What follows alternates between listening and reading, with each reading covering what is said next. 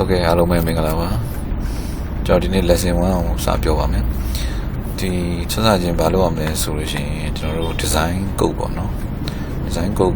net, simply design go Piama, no. Piama is in the home, setting Alma,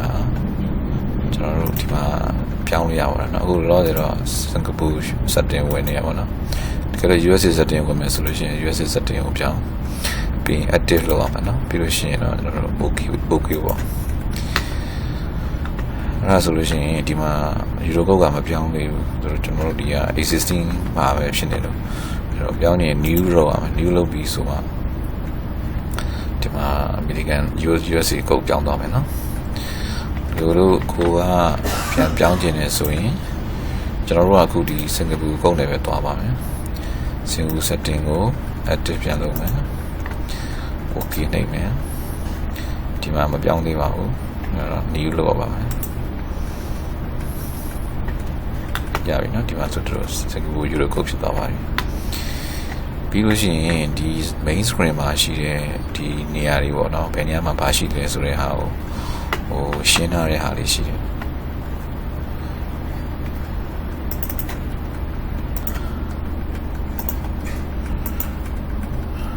Okay, DDR or Dima Shivane, the general post of Vivame. Number 1, 2, 3, and 11 Tivono. Varia Bales or Demand in Chilebano. Model and Budo, Ribbon, that Chilebano. Okay.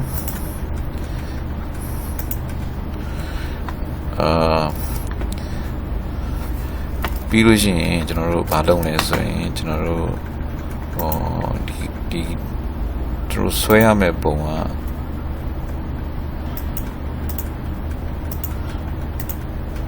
So I may born the grid line on grid line forma one. Grid line in swimmer. The come 4 meter, 4 meter, 4 meter, 4 meter, 4 meter, you know. Right, you know, grid line or bring low lens or general demand or at the Alma. So she will be domino, or me and no take little me, lime long name as well.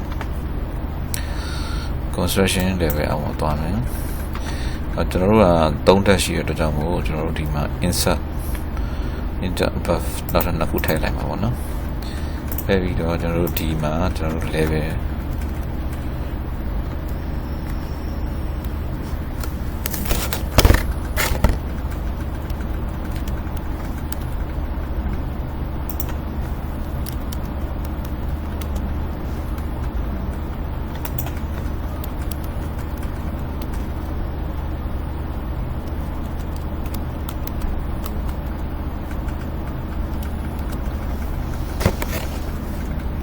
Okay, you know, level 1, 2, 3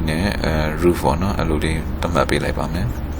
Being Dimaga spacing at the Kuja, Namita, Talibaro, Namita, Talibaro. I'll be wishing type pan in a lower type of Jamolo. The Garo, base car, top of foundations are man. The only Dimatongushi, no? DOS, SS area, DOF. DOF Raga, Bajuanes.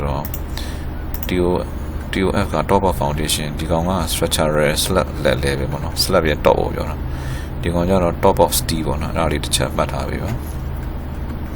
The Gonga Pramazo, the level 1 top of foundation shipment, the level 2 top of slab on the Gonia top of slab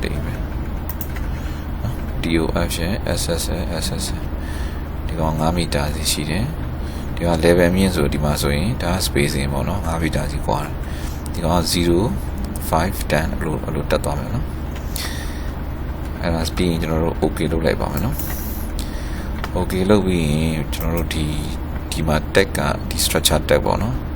Such a demo solution general level is Piampola one. Kuna general take it, have 1, 2, 3 level. Burma's own level, Savio, great line for me, so the back clipping line yard, you know. As with the level 1, the back clipped part, you know. The window lady, the honey nickel yard, you know. Burma's has such a 3D solution, the back clipping line into my 3D border. The little base name solution, the back clipping line to my border, you know. Hardly go a Mavi or Chow solution, the Malapian poem, you know. double click နေလိုက် left click ကို double click နေလိုက်ရ mouse ကိုဒါဆိုရင်ကျွန်တော်တို့ base level မှာကျွန်တော်တို့အရင်ဆုံး grid line ရင်ပေါ်ပါမယ် grid line ပေါ်ဖို့ဆိုရင်ကျွန်တော်တို့ကဒီမှာ construction level ကိုရင်သွားပါမယ်sorry so construction level ကြီးသွားပြီဒီမှာကျွန်တော် grid line ရှိရပါတော့ grid line မှာကျွန်တော်တို့ rectangular wizard နဲ့သွားမယ်နော်ကျွန်တော်လည်းရှိပါတယ် rectangular ဒီမှာဘာပြောချင်တာလဲဆိုဒီမှာ grid line ရှိရယ်ဒီအောက်မှာ construction line ရှိရယ် grid line ကိုအရင်ဆွဲပါမယ်ကျွန်တော်တို့ grid line wizard မှာဆိုလို့ရှိရင်ဒီမှာ level 3ခုလုံးမှာ grid line ထားမယ်ပေါ့နော်ဒါကတော့နာမည်ပေးခြင်းလည်းရမပေးခြင်းလည်းရတယ် main grid တို့ဘာလို့ပေးလိုက်ရတယ်နော်ပြီးလို့ရှိရင်ဒီမှာ origin မှာဒီကောင်က next level သွားလိုက်မယ် 0.0 ပဲထားမယ်နောက်ဒီကောင်လည်းဒီမှာလည်း next level သွားမယ်ဒီမှာကျွန်တော်တို့ပြောင်းပါမယ်နော်ဒီမှာဘယ်လိုပြောင်းမလဲဆိုတော့ကျွန်တော်တို့ဆွဲရမယ့်ပုံကအဲ့တော့ဒီကောင်က 4x4 ပေါ့နော်4 မီတာ3ခုရဒီဘက်က3ခုရရှိရပါတော့အဲ့တော့ဒီကောင်ကဒီမှာကောက်မှာ3ခုထားမယ်ဒီကောင်က4 မီတာထားမယ်နော်ဒီမှာနော်3ခုရပြီဒါတစ်ခုကို4 မီတာပေါ့နော်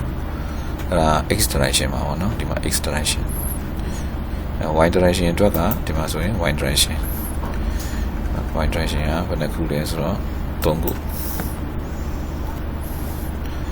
ပြီးရင်ကျွန်တော်တို့ finish လုပ်လိုက်ပေါ့နော်အဲဆိုရင်ကျွန်တော်တို့က D grade လေးရပြီပေါ့နော်ဒါကျွန်တော်တို့ base မှာပေါ့နော်အဲ့တော့ level 2မှာ level 1မှာဒါ level 1မှာ level 2မှာလည်းရှိတယ် level 2မှာလည်း grade ရှိတယ်ဒါ level 2ပေါ့နော်ဒါ level 2ပေါ့ဒါကိုကျတော့ root level ပေါ့နော် double click နှိပ်ထားလိုက်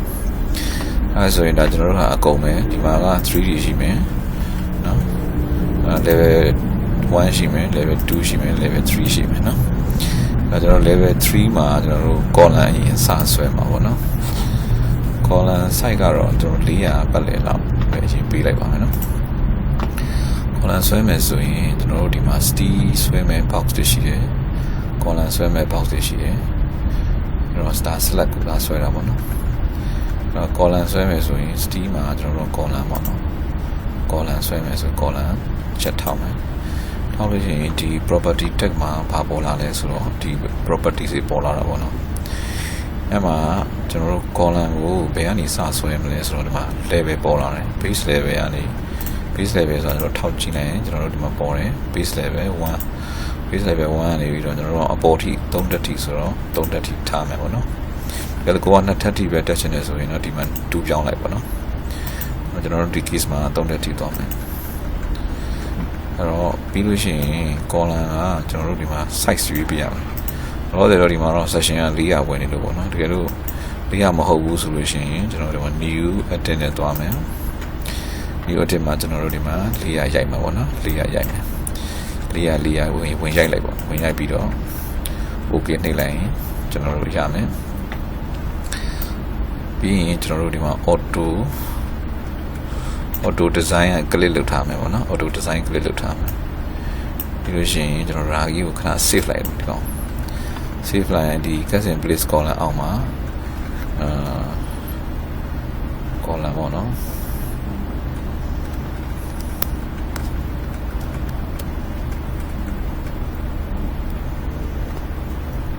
column 400ဆိုပြီးကျွန်တော်တို့ရိုက်လိုက်ပါမယ်နော်ပြီးရင်ကျွန်တော်တို့ okay လုပ်လိုက်မယ်အဲ့လိုလုပ်ပြီးလို့ရှိရင်ဒီ box ထဲမှာသူကပြန်ခေါ်ရမယ် column 400ခေါ်ပြီးတော့ကျွန်တော်တို့ဒီမှာ column လေးတွေ paste လုပ်လို့ရပါပြီဒီမှာကျွန်တော်ပြောချင်တာကအခုဒီလိုလုပ်လိုက်လို့ရှိရင်ကျွန်တော်တို့ဒီမှာသူက align ကဘယ်လိုဖြစ်နေလဲဆိုတော့ဒီမှာ auto alignment လုပ်ထားတော့ click လုပ်ထားတော့ဒီ grid line ရဲ့အတွင်းထဲမှာလာပေါ်နေတယ်နော်အဲ့ကောင်ကျွန်တော်မလို့ကျွန်တော်တို့ကစနတူစနာပဲသွားမှာပေါ့နော်အဲဆိုရင်ကျွန်တော်ဘာပြန်လုပ်ရမလဲဆိုတော့ဒီကောင်ကိုပြန်နှိပ် escape နှစ်ချက်ပြန်နှိပ်လိုက်ဒီကောင် delete ပြန်လုပ်လိုက်ထောက်ပြီးတော့ delete နှိပ်လိုက် keyboard က delete နှိပ်လိုက်ရတယ်ဒီမှာ delete လုပ်လိုက်ရတယ်နော်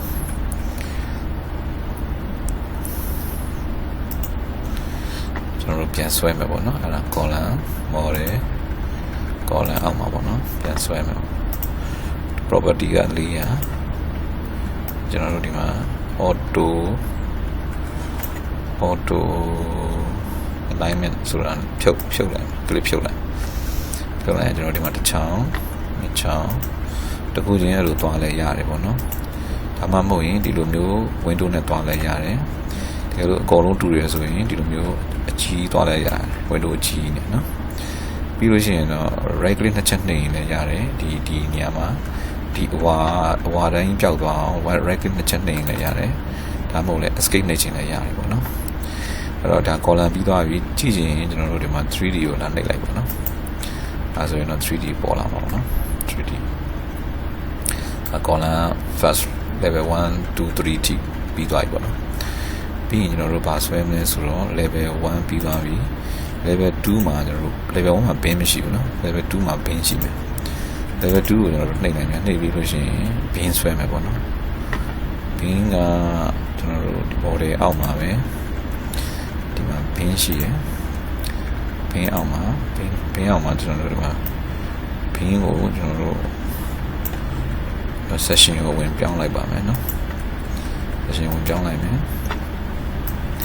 ကျွန်တော်400 500ပေးလိုက်မှာပေါ့နော်400 500 okay လုပ်လိုက်မယ်ပြီးရင်ကျွန်တော်တို့ခုနတော့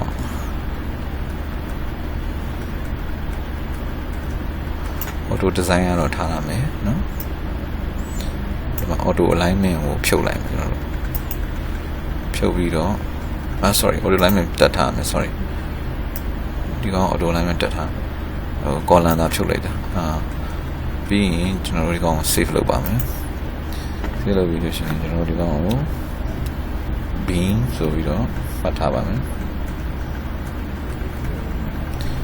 bin 400 500ပေါ့နော် okay လုပ်လိုက်ပါမယ်ပြီးရင်ကျွန်တော်တို့ bin ပြန်ဆွဲမယ်ဆိုရင်ဒီမြားလေးမှာပြန်ဖော်လိုက်400 500အဲ့တော့ဒီလိုထောက်ပြီးတော့လူဆွဲပြီးမှ enter ခောက်လိုက်ရင်ရတယ်တကယ်လို့အဲ့လိုမဆွဲခြင်းပဲနဲ့ continuous မလုပ်ပဲနဲ့တစ်ချောင်းချင်းဆွဲခြင်းလဲဆိုရင်ဒီမှာကျွန်တော်တို့ဒါလေးကိုဖြုတ်လိုက်နော် continuous ကိုဖြုတ်လိုက်လို့ရှိရင်တစ်ချောင်းချင်းချောင်းဆွဲလို့ရတယ်နော်